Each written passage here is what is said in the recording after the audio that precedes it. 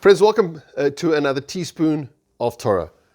So Parshas Mikeitz contains one of the most dramatic moments in the Torah when Yosef HaTzadik is taken out of the dungeons of Mitzrayim before the most powerful person in the world at the time, Paro, to help him interpret the dreams.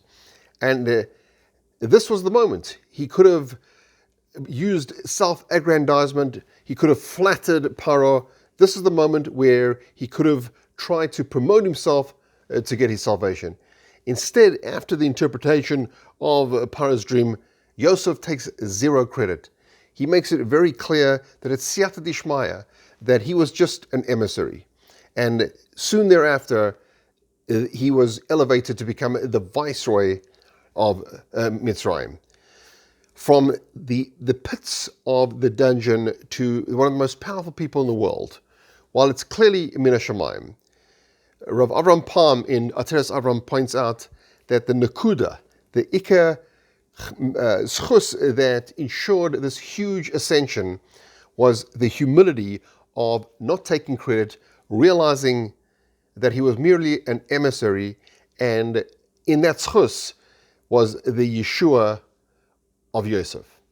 My friends, we're coming to the end of Chanukah. Zois Chanukah is an incredibly auspicious time. There are many Meforshim that talk about this being really the beginning of the hashpah of everything that we daven for Rosh Hashanah, Yom Kippur, becomes Mekuyim, and this is in effect the beginning of the year in earnest. A tough year for many of us, the pandemic.